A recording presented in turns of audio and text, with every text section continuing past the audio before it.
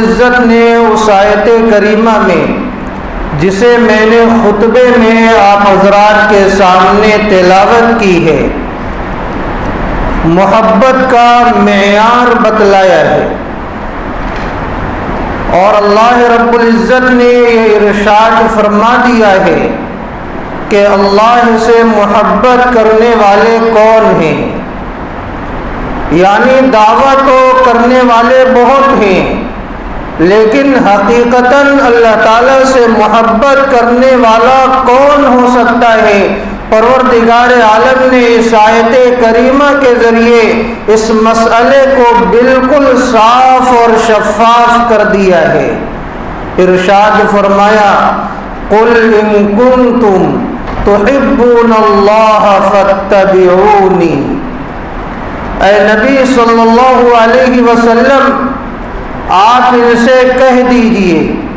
کہ اگر تمہیں اللہ سے محبت ہے تو تم میری اتباع کرو، میری پیروی کرو۔ گویا کہ اگر کوئی اللہ سے محبت کا دعویٰ کرتا ہے تو اسے اللہ کے رسول صلی اللہ علیہ وسلم کی اتباع کرنا، پیروی کرنا یہ ضروری ہے۔ اللہ تعالیٰ نے آپ صلی اللہ علیہ وسلم کی پیروی کی کسوٹی میں اپنی محبت کو رکھا ہے، جو اس معیار پر جتنا زیادہ اترے گا وہ اللہ تعالیٰ سے اتنی زیادہ محبت کرنے والا ہوگا۔ اللہ تعالیٰ کے نزدیک آپ علیہ الصلاۃ والسلام کی اہمیت کس قدر زیادہ ہے، آپ اندازہ لگائیں کہ اللہ تعالیٰ نے آپ صلی اللہ علیہ وسلم کی اتباع کو، آپ کی محبت کو اپنی محبت پر موقوف کر دیا ہے، یعنی جب تک کوئی آپ صلی اللہ علیہ وسلم کی اتباع نہ کرے، آپ کی پیروی نہ کرے،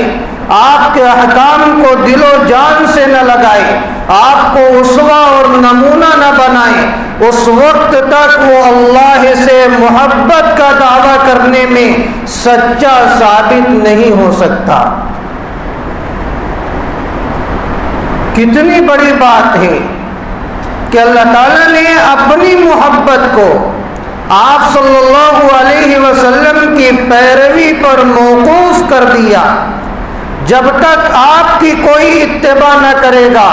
وہ اللہ سے محبت کا دعویٰ نہیں کر سکتا۔ یہ آپ صلی اللہ علیہ وسلم کا مقام ہے، یہ آپ کی اہمیت ہے۔ گویا اگر کوئی شخص آپ صلی اللہ علیہ وسلم کے تعلق سے اپنے دل میں نفرت رکھتا ہے، بغض رکھتا ہے، عناد رکھتا ہے، آپ کی تعلیمات کو اہمیت نہیں دیتا، آپ کی زندگی کے اعتبار سے اپنی زندگی گزارنے کی کوشش نہیں کرتا، تو یہ اللہ سے محبت کرنے والا نہیں ہے۔ لیکن اگر کوئی آپ صلی اللہ علیہ وسلم کی پیروی کرتا ہے، آپ کی تعلیمات کے مطابق زندگی گزارتا ہے، ہر قدم پر آپ کو اسوہ اور نمونہ بناتا ہے، آپ کو آئیڈیل بناتا ہے، آپ کی زندگی کو اپنی زندگی کے ساتھ ملانے کی کوشش کرتا ہے، آپ کی محبت سے اپنے دل کو آباد کرتا ہے، تو یہ اللہ کے نزدیک محبوب بن جاتا ہے، اور یہ اللہ سے صحیح معنوں میں محبت کرنے والا بنتا ہے۔ تو آپ صلی اللہ علیہ وسلم کی جو اتباع کرنے والے ہیں، اللہ تعالیٰ انہیں دو انعام سے نوازتے ہیں جو اسی آیت کریمہ میں موجود ہے۔ پہلا انعام کیا ہے؟ ارشاد فرمایا یحببکم اللہ، اللہ تعالیٰ تمہیں محبوب بنا لیں گے، یعنی اگر تم نے اپنی زندگی کو اللہ کے رسول صلی اللہ علیہ وسلم کی زندگی کے مطابق ڈھالا ہے، آپ کو اسوہ بنایا ہے، آپ کی پیروی کی ہے، اتباع کی ہے، تو اللہ تعالیٰ پہلا انعام جو تمہیں عطا فرمائیں گے وہ انعام یہ ہوگا کہ اللہ تعالیٰ تمہیں بھی اپنا محبوب بنا لیں گے۔ اور آپ کو معلوم ہے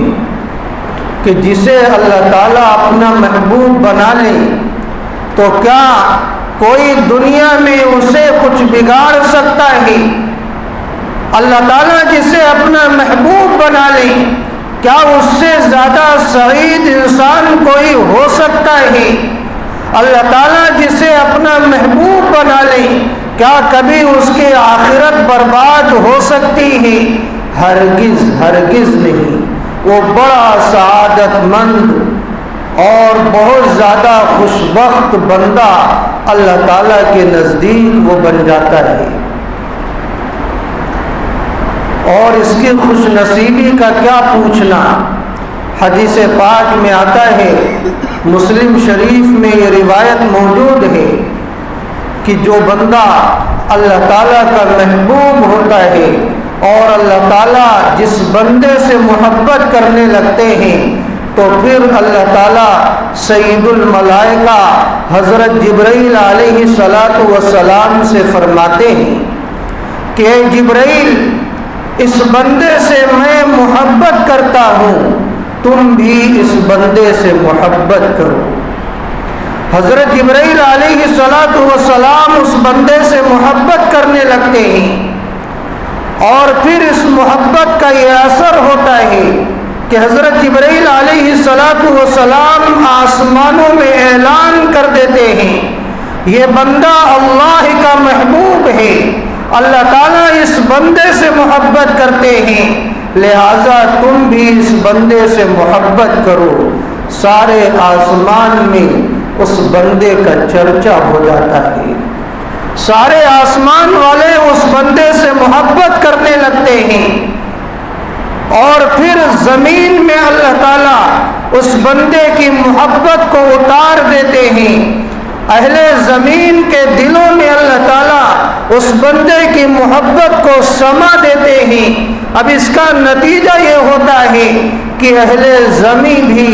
اس بندے سے محبت کرنے لگتے ہیں، آسمانوں میں بھی اسی کی محبت کا چرچا ہے اور زمینوں میں بھی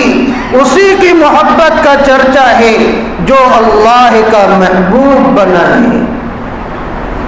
لیکن اس کے برخلاف جو شخص اللہ تعالیٰ کے نزدیک ناپسندیدہ ہو جاتا ہے، مبغوض ہو جاتا ہے، تو اللہ تعالیٰ سید الملائکہ حضرت جبرائیل علیہ السلام کو بلاتے ہیں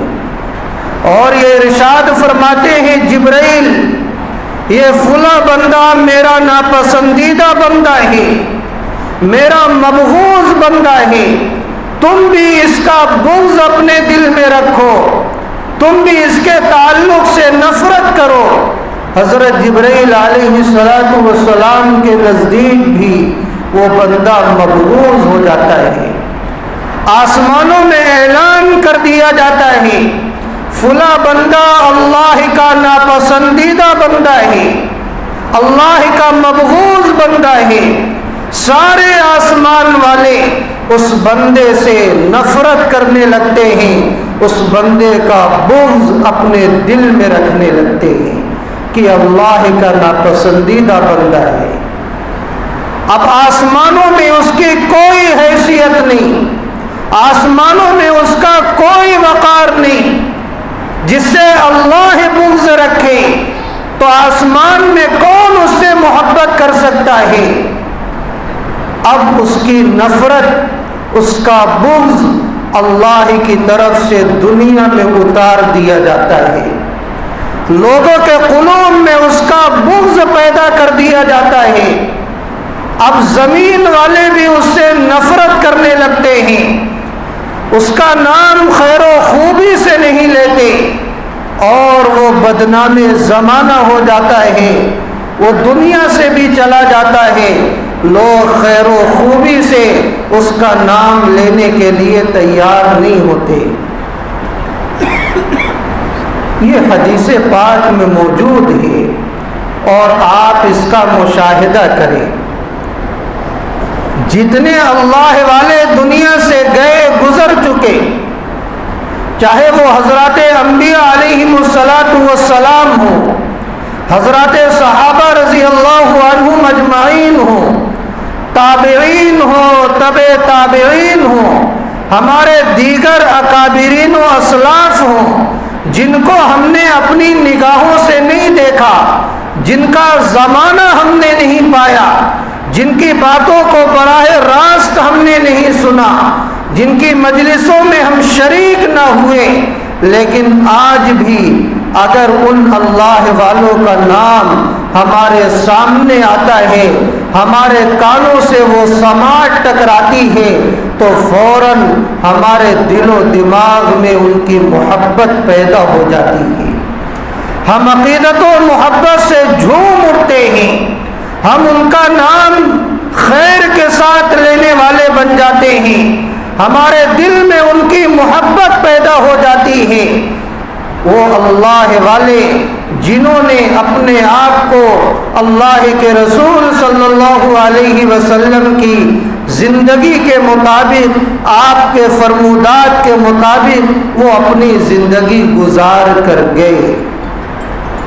لیکن اس کے برخلاف وہ لوگ جو اللہ کی نافرمانی میں اپنی زندگی گزارے،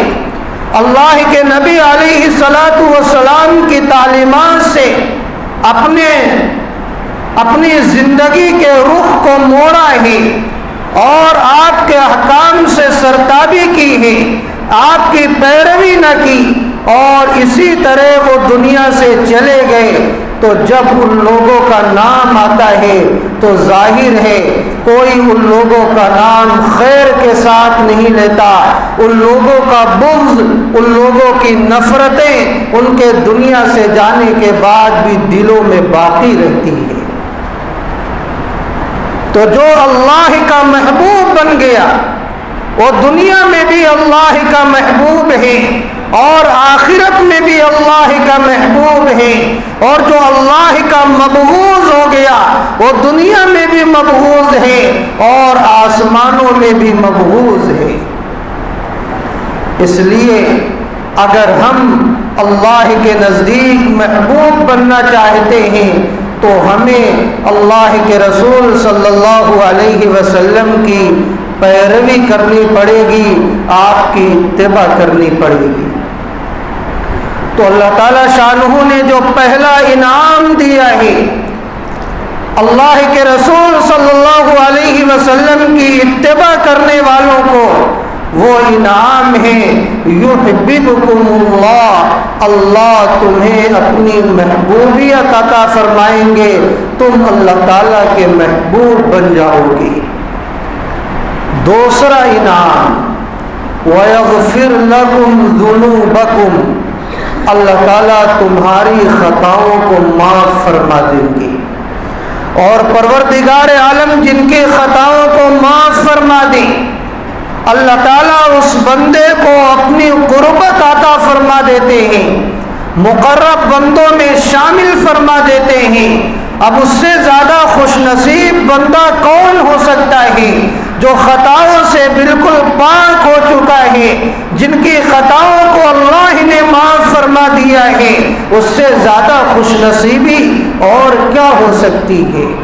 تو یہ اتباع کی نعمت سے ہمیں یہ نعمت ملتی ہے، اور اللہ رب العزت کا یہ دستور ہے کہ پروردگار عالم جس بندے کو اپنا محبوب بناتے ہیں تو اللہ تعالیٰ اس کی ظاہری شکل و صورت کو نہیں دیکھتے، اللہ رب العزت اس کا حسب اور نسب نہیں دیکھتے، بلکہ پروردگار عالم اس کی سیرت کو دیکھتے ہیں، اس کی حسن نیت کو دیکھتے ہیں، اس کے تقوی اور طہارت کو دیکھتے ہیں، اس کے ایمان کی مضبوطی کو دیکھتے ہیں، اس کے معاملات کی صفائی کو دیکھتے ہیں، اس کی معاشرتی زندگی کو دیکھتے ہیں، اگر اس معیار پر وہ پورا اترتا ہے تو اللہ تعالیٰ اسے اپنا محبوب بناتے ہیں۔ معلوم ہوا کہ ظاہری شکل و شباہت چاہے کسی کی کتنوں اچھی ہو، اس کی صحت کتنی اچھی کیوں نہ ہو، لیکن اگر اس کے اندر تقوی نہیں، للہیت نہیں، اس کے ایمان کی مضبوطی نہیں، اس کے اخلاق اچھے نہیں، اس کا کردار اچھا نہیں، اس کی نیت صاف ستھری نہیں، اس کے معاملات صاف نہیں، اور اس کے دیگر عادات و اطوار پاکیزہ نہیں، تو وہ اللہ کا محبوب نہیں ہو سکتا۔ احادیث مبارکہ میں ایسی مثالیں بے شمار ہیں کہ ظاہری اعتبار سے رنگ تو صحیح نہیں، بدصورت ہیں، لیکن سیرت اچھی ہے تو وہ اللہ کے محبوب بن گئے۔ ایک صحابی ہیں حضرت سعد اسود رضی اللہ عنہ، نوجوان صحابی، قابل قدر صحابی ہیں۔ ان کا واقعہ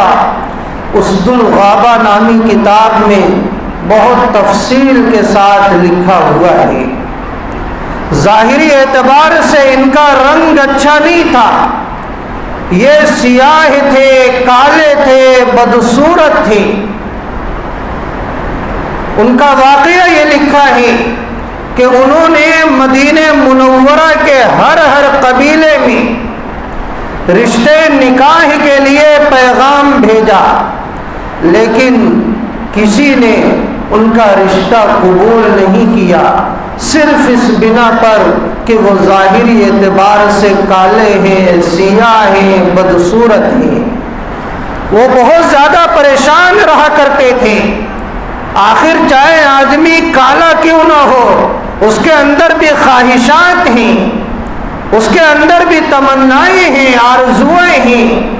وہ یہ چاہتے تھے کہ ان کا نکاح ہو جائے تاکہ حلال طریقے پر ان کی زندگی بسر ہو سکے، فکر تھی، لیکن کوئی بھی ظاہری صورت کو دیکھ کر اپنی لڑکی دینے کے لیے تیار نہ ہوتا۔ ایک مرتبہ وہ آپ صلی اللہ علیہ وسلم کی خدمت میں حاضر ہوئی اور انہوں نے عرض کیا، اے اللہ کے رسول صلی اللہ علیہ وسلم، کیا میرا کالا پن، میری ظاہری شکل و صورت یہ جنت میں جانے سے آڑ بن سکتی ہے، رکاوٹ بن سکتی ہے؟ تو اللہ کے رسول صلی اللہ علیہ وسلم نے جب یہ سنا تو آپ نے ارشاد فرمایا کہ اگر تم اللہ اور اس کے رسول پر ایمان لائے ہو اور تقوی اور طہارت کی زندگی بسر کی ہو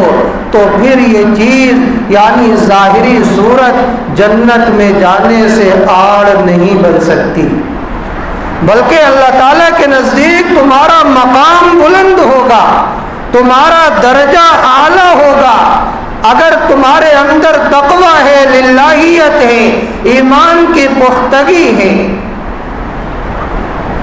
تو وہ فوراً اپنے ایمان کو ظاہر کرنے کے لیے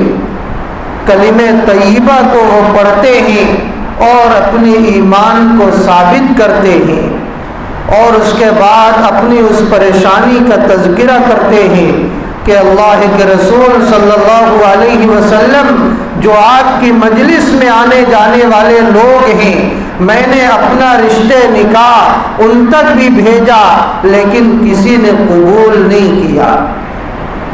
آپ صلی اللہ علیہ وسلم ان کی پریشانی کو سمجھ گئے کہ یہ صاحب بہت زیادہ پریشان ہیں۔ آپ علیہ الصلاۃ والسلام نے ایک رشتہ منتخب فرمایا، اور آپ نے وہ رشتہ کیسا منتخب فرمایا؟ مدینہ منورہ کی جو سب سے زیادہ خوبصورت، سمجھدار، تعلیم یافتہ اچھے گھرانے کی لڑکی تھی، آپ نے اس صحابی کے لیے اس لڑکی کا رشتہ منتخب فرمایا، اور اس صحابی سے آپ نے ارشاد فرمایا جاؤ عمر بن وہب ثقفی کے گھر چلے جاؤ اور ان سے یہ کہو کہ اللہ کے رسول صلی اللہ علیہ وسلم نے میرا نکاح تمہاری بیٹی سے کر دیا ہے، اور اللہ کے نبی علیہ الصلوۃ والسلام نے اجازت کے لیے مجھے آپ کے پاس بھیجا ہے۔ وہ صحابی خوشی خوشی وہاں سے جاتے ہیں عمر بن وہب ثقفی رضی اللہ عنہ کے گھر، اور جانے کے بعد یہ پیغام رکھتے ہیں کہ اللہ کے رسول صلی اللہ علیہ وسلم نے میرا نکاح آپ کی بیٹی سے کر دیا ہے، آپ اجازت دیں۔ عمر بن وہب ثقفی رضی اللہ عنہ نے جب یہ سنا تو انہوں نے کچھ سوچ کر انکار کر دیا، اور انہیں یہ کہا کہ آپ واپس چلے جائیں، میں یہ رشتہ نہیں کر سکتا۔ ان کی بیٹی اندر سے ساری باتوں کو سن رہی تھی۔ جب اس بیٹی نے یہ سنا کہ میرا باپ اللہ کے رسول صلی اللہ علیہ وسلم کے منتخب کردہ رشتے کو ٹھکرا رہا ہے اور انہیں واپس جانے کو کہہ رہا ہے، تو وہ بیٹی اپنے باپ سے مخاطب ہوئی، اور اس بیٹی نے اپنے باپ سے یہ کہا کہ ابو جان، مجھے یہ خطرہ محسوس ہو رہا ہے کہ کہیں تمہارے خلاف وحی کا نزول نہ ہو جائے اور اللہ کے رسول صلی اللہ علیہ وسلم کی ناراضگی اور غیظ و غضب کا اثر تم پر نہ پڑ جائے اور تم وہ رشتہ ٹھکرا رہے ہو جس رشتے کو اللہ کے نبی علیہ الصلاۃ والسلام نے منتخب کیا ہے۔ اور اس لڑکی نے یہ آیت کریمہ تلاوت کی، وَمَا كَانَ لِمُؤْمِنٍ وَلَا مُؤْمِنَةٍ إِذَا قَضَى اللَّهُ وَرَسُولُهُ أَمْرًا أَن يَكُونَ لَهُمُ الْخِيَرَةُ مِنْ أَمْرِهِمْ، کہ کسی مومن مرد اور مومنہ عورت کو یہ اختیار نہیں ہے کہ جب اللہ اور اس کے رسول کا فیصلہ آ جائے تو اس کا وہ انکار کر دے، اس کو نہ مانے۔ لہذا اللہ اور اس کے رسول کا فیصلہ آ چکا ہے، رشتے نکاح کو منتخب کر دیا گیا ہے، لہذا آپ کو یہ اجازت نہیں ہے کہ آپ اس رشتے کا انکار کر دیں۔ وَمَن يَعْصِ اللَّهَ وَرَسُولَهُ فَقَدْ ضَلَّ ضَلَالًا مُبِينًا، اور جو شخص اللہ اور اس کے رسول کے فیصلے کا انکار کر دے تو وہ صریح گمراہی میں ہے۔ لہذا اس لڑکی نے اس رشتے کی اجازت دی۔ جب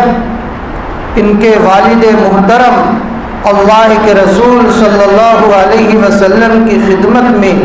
حاضر ہوئے تو اللہ کے رسول صلی اللہ علیہ وسلم نے سوال کیا کہ میں نے جو رشتہ بھیجا تھا تم نے اس کو نامنظور کر دیا اور انہیں واپس کر دیا؟ تو وہ یہ کہنے لگے کہ اللہ کے رسول صلی اللہ علیہ وسلم، میں نے یہ سوچا کہیں یہ جھوٹ کا سہارا تو نہیں لے رہے ہیں، اس وجہ سے میں نے اس رشتے کو نامنظور کر دیا تھا، بقیہ جو آپ کہیں ہم اس کے تابع ہیں، لہذا یہ رشتہ ہو گیا۔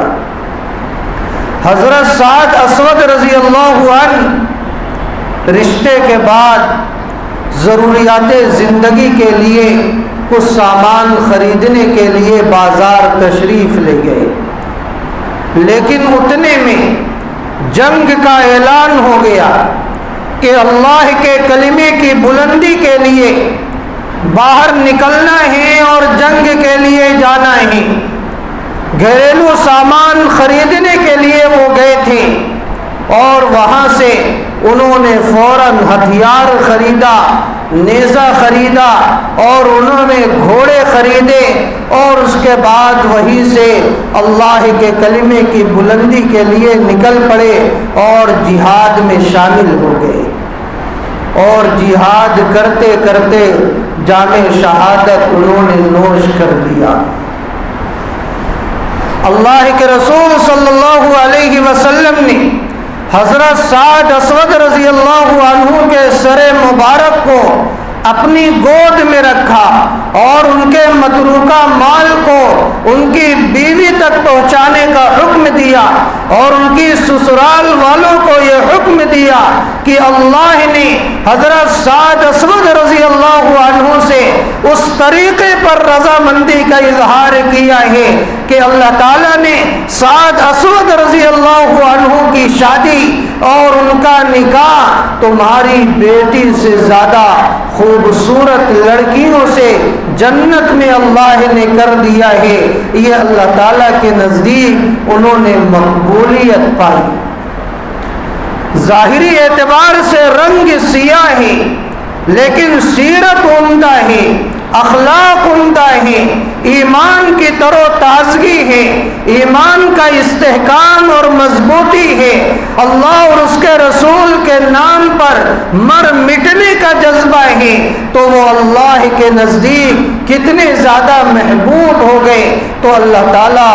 ظاہری شکل و صورت کو نہیں دیکھتے بلکہ اللہ رب العزت سیرت کو دیکھتے ہیں۔ دوسرا واقعہ آپ اندازہ اس سے لگائیں کہ پروردگار عالم سیرت کی طرف زیادہ توجہ دیتے ہیں اور اسی اعتبار سے بندوں کو اپنا محبوب بناتے ہیں۔ جب اللہ کے رسول صلی اللہ علیہ وسلم اس دنیا سے پردہ فرما گئے تو حضرات صحابہ رضی اللہ عنہم اجمعین اشاعت دین کے لیے مختلف کونوں میں، مختلف گوشوں میں بکھر گئے۔ کوئی شام چلے گئے، کوئی بصرہ، کوئی کوفہ، مختلف علاقے میں حضرات صحابہ اشاعت دین کے لیے پھیل گئے۔ حضرت بلال حبشی رضی اللہ عنہ بھی شام جانے کی تیاری کرنے لگے، ارادہ کرنے لگے۔ جب حضرت ابو بکر صدیق رضی اللہ عنہ نے دیکھا کہ حضرت بلال حبشی رضی اللہ عنہ شام جا رہے ہیں تو انہوں نے حضرت ابو بکر صدیق رضی اللہ عنہ نے حضرت بلال حبشی رضی اللہ عنہ کو روک لیا اور یہ کہنے لگے کہ آپ یہی رہیں، آپ شام نہ جائیں، اس لیے کہ اگر آپ شام چلے جائیں گے یہاں اذان کون دے گا؟ آپ اذان کی ذمہ داری سنبھالتے رہیں۔ تھوڑا تیز کرو۔ اذان کی ذمہ داری سنبھالتے رہیں۔ حضرت ابو بکر صدیق رضی اللہ عنہ کے تقاضے پر حضرت بلال حبشی رضی اللہ عنہ مدینہ رک گئے اور اذان دیتے رہے، لیکن جب حضرت ابو بکر صدیق رضی اللہ عنہ بھی اللہ کو پیارے ہو گئے تو پھر کیا ہوا؟ حضرت بلال حبشی رضی اللہ عنہ پھر شام جانے کا ارادہ کرنے لگے۔ حضرت عمر رضی اللہ عنہ نے آپ کو روکا کہ آپ یہی تشریف رکھیں، آپ کہیں نہ جائیں، لیکن حضرت بلال حبشی رضی اللہ عنہ نے یہ فرمایا کہ دیکھو اب میرا دل یہاں نہیں لگتا ہے، جب میں اذان دیتا ہوں مجھے اللہ کے نبی علیہ السلام کی یاد آ جاتی ہے اور پھر میرے دل کو قرار نہیں آتا۔ حضرت ابو بکر صدیق رضی اللہ عنہ کے زمانے میں میں اس لیے رہا کیونکہ انہوں نے مجھے آزاد کیا تھا، خریدا تھا، اس کے بعد آزاد کر دیا تھا، ان کا احسان بہت زیادہ تھا، لہٰذا میں ان کی زبان کا انکار نہ کر سکتا تھا، اب مجھے جانے دیا جائے۔ حضرت بلال حبشی رضی اللہ عنہ شام تشریف لے گئے اور وہاں کچھ مدت انہوں نے گزاری۔ ایک دن کا واقعہ یہ پیش آیا کہ وہ آرام کرنے کے لیے بستر پر گئے، نیند آئی اور پھر خواب میں اللہ کے رسول صلی اللہ علیہ وسلم کی زیارت ہوئی۔ انہوں نے خواب یہ دیکھا کہ اللہ کے رسول صلی اللہ علیہ وسلم خواب میں حضرت بلال حبشی رضی اللہ عنہ سے یہ ارشاد فرما رہے ہیں کہ بلال یہ کیا جفا ہے، میرے دنیا سے جانے کے بعد تم میرے دیار کو چھوڑ دیے، کیا تمہیں میری یاد نہیں آتی، کیا مجھ سے ملنے کا دل نہیں کہتا، اے بلال یہ کیا جفا ہے۔ حضرت بلال حبشی رضی اللہ عنہ پریشان ہو جاتے ہیں اور اسی پریشانی کے عالم میں وہ بیدار ہوتے ہیں، عشق نبی سے دل بھر جاتا ہے، آنکھوں میں آنسو آ جاتے ہیں اور بلال حبشی رضی اللہ عنہ اسی وقت بیداری کے بعد مدینے کا قصد کرتے ہیں اور مدینہ روانہ ہو جاتے ہیں، اور سب سے پہلے روضے رسول پر حاضری دیتے ہیں، سلام پیش کرتے ہیں، آنکھوں سے آنسو جاری ہو جاتے ہیں، زار زار رونے لگتے ہیں، وہاں سے فارغ ہوتے ہیں، مدینہ طیبہ تشریف لاتے ہیں اور مسجد نبوی میں حاضر ہونے کی کوشش کرتے ہیں۔ حضرات حسنین رضی اللہ عنہما سے ملاقات ہوتی ہے۔ بہت سارے لوگ اصرار کرتے ہیں کہ اے مؤذن رسول آپ آج اذان دے دیجئے۔ حضرت بلال حبشی رضی اللہ عنہ کا تو یہ ارادہ تھا کہ وہ اذان نہ دیں، بہت سارے لوگوں نے اصرار کیا، لیکن جب حضرات حسنین رضی اللہ عنہما کا تقاضا آیا ہے تو پھر یہ انکار نہ کر سکے۔ ان نواسوں کی دلی تڑپ اور ان کی فکر اور ان کی خواہش کا کیسے انکار کرے، جن کی خواہش کا انکار خود اللہ کے رسول صلی اللہ علیہ وسلم بھی نہیں کیا کرتے تھے۔ حضرت بلال حبشی رضی اللہ عنہ وہاں مجبور ہو جاتے ہیں، بے بس ہو جاتے ہیں اور ان کی چاہت کے خلاف وہ عمل نہیں کر سکتے تھے، ان کی آرزوؤں کو سامنے رکھتے ہیں اور اذان دینے کے لیے تیار ہو جاتے ہیں۔ حضرت بلال حبشی رضی اللہ عنہ اذان دیتے ہیں، صبح کی اذان ہے۔ حضرت بلال حبشی رضی اللہ عنہ نے اذان کا جو ہی یہ کلمہ بلند کیا ہے، اللہ اکبر اللہ اکبر، قربان جائیے مدینہ والوں پر یہ آواز بلند ہوتی ہے، مدینہ کے چہار جانب جاتی ہے، جس گھر میں آواز پہنچتی ہے اس گھر کے مرد اور عورتیں بچے بالکل مضطرب ہو جاتے ہیں، ان کی عجیب و غریب کیفیت پیدا ہو جاتی ہے، وہ بے چین ہو جاتے ہیں۔ اس اذان کو سن کر سارے لوگ مسجد نبوی کی طرف کھنچتے ہوئے چلے آتے ہیں، حتیٰ کہ مرد تو مرد، عورتیں بھی اپنے اوپر قابو نہیں رکھ پاتی اور وہ بھی چادروں میں لپٹ کر خود کو گھر کے باہر نکال دیتی ہیں۔ ہر ایک کی الگ کیفیت ہے، اور جب حضرت بلال حبشی رضی اللہ عنہ نے اپنی اذان کو اور آگے بڑھایا ہے، اشہد ان لا الہ الا اللہ، اشہد ان لا الہ الا اللہ کا کلمہ انہوں نے بلند کیا ہے، اس کیفیت میں اور اضافہ ہوتا ہے، لوگ محبت سے تڑپ اٹھتے ہیں، اور جب یہ جملہ نکلتا ہے اشہد ان محمد رسول اللہ تو کوئی کنٹرول نہیں کر پاتا ہے، ہر ایک کی آنکھوں سے آنسو جاری ہو جاتے ہیں، ہر کوئی گھر سے باہر نکل جاتا ہے اور ہر ایک یہ سوچنے پر مجبور ہو جاتا ہے کہ چلے دیکھو تو صحیح کہ مؤذن ہی آیا ہے یا وہ امام بھی آیا ہے جس امام کے زمانے میں یہ مؤذن اذان دیا کرتا تھا۔ لوگ محبت سے تڑپ اٹھتے ہیں، باہر آتے ہیں، اس آواز کو سنتے ہیں، نماز نماز کے لیے حاضر ہوتے ہیں۔ حضرت بلال حبشی رضی اللہ عنہ کی اذان کی آواز نے زمانے نبوی کی یاد کو تازہ کر دیا، اور مدینہ والوں نے اس وقت ایسا رویا ہے کہ کتابوں میں لکھا ہے کہ پورے مدینہ والے کبھی اس طرح روئے نہیں۔ اس طرح یاد تازہ حضرت بلال حبشی رضی اللہ عنہ نے کر دی۔ اسی لیے شاعر کہتا ہے، رہ گئی رسم ازاں روح بلالی نہ رہی، فلسفہ رہ گیا تلقین غزالی نہ رہی۔ حضرت بلال حبشی رضی اللہ عنہ ظاہری اعتبار سے سیاہ ہیں، کالے ہیں، لیکن ان کا ایمان مضبوط ہے،